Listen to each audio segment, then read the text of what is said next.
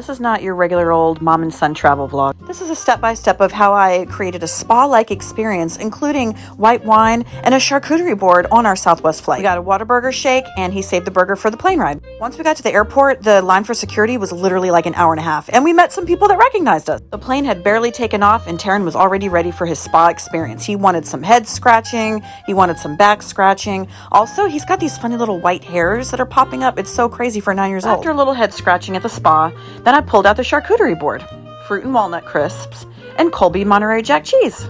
He did not want this, so we played a little game where I write things on his face and he guessed what I say. Can you understand what I did here on his cheek? It said, "I love you." He is still just mama's little boy. He just loves this. He's like, "Go back to my head scratching though. I love this." And she showed me how he wanted his face scratched. It was literally like a little spa in the airplane. That lasted all of 20 minutes. And then I said, "Oh, I know what we can do. You can take off all of my rings and play with my rings."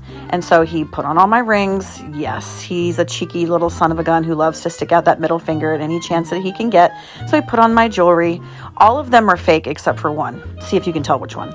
Now, another 20 minutes was spent figuring out which rings go back on which hand. That is a job in itself. So that'll kill some time for any parent struggling to find time. Put on a bunch of costume jewelry and have your kids fart around with it. He was getting tired again, and so I said, "Oh, let's play doctor. Let's see if I can make your knee bounce."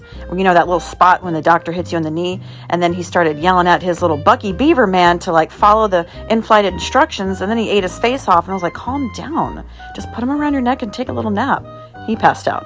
Then when he came to, he was ready to start reading the in-flight instructions again, and we played a little game where we pretended that we were on the plane from Lost and which characters we were, and I was Jack and he was Saeed. So thanks to the free Southwest Wi-Fi, he basically wrote out the rest of the flight with the internet, which is cool. You can hook up, iMessaging, and you can watch movies and TV shows. I got a wine, he got a Coke, which is the only time he's ever really allowed to drink a Coke. And then I busted out the Whataburger. We are having just a smooth sailing kind of flight when you've got food, snacks, Wi-Fi, power banks to fully charge devices once they die. So really that's it. That's the main thing that I can suggest for you is do not wait for little piddly old snacks to come by on Southwest. Even for a 3-hour flight, pack up some food, get some snacks, make sure that you have your emotional support, Bucky the Beaver. Before you know it, you've passed over all the terrain that looks like flat little squares and into a land where there's too many houses crammed into one place. And that means we're home. Yay!